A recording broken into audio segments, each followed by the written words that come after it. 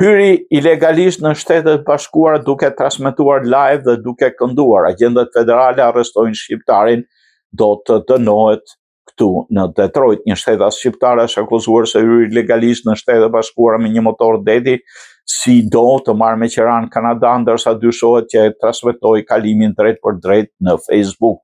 Romeo Bajrami, punëtor ndërtimi, mori me qeran mjeti nga kompania Gordon Water Sports në Sarnia më 9 gusht 2025, pagoi $256 dhe la një depozit prej $500, por nuk e ktheu pas përfundimit të afatit një orësh. Kur një punonjës i telefonoi, Bajrami dyshohet se u përgjigj, nuk më intereson mbani parat. Autoritetet kanadeze njoftuan patrullën kuvitare dhe rojën bregdetare amerikane pak para mesnatës, si bo u gjetë praktisur pranë lumit St. Clair në Port Huron.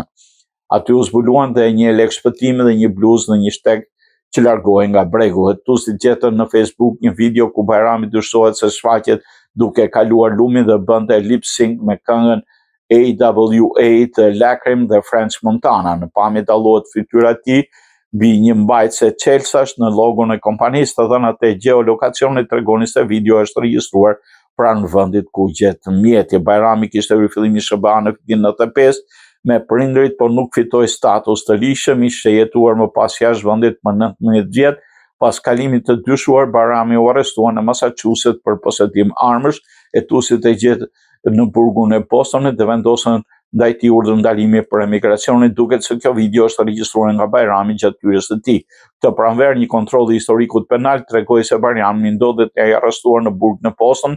Se rezultat, hetuesit e patrullës kuvitare vendosën muajin maj një urdhër ndalimi për arsye emigracioni. Çështja penale u bë publike të premten në Detroit e akuzon Bajramin për hyrje të paligjshme në Shtetet Bashkuara. Nëse shpallet fajtor, rrezikon deri në 6 muaj burg.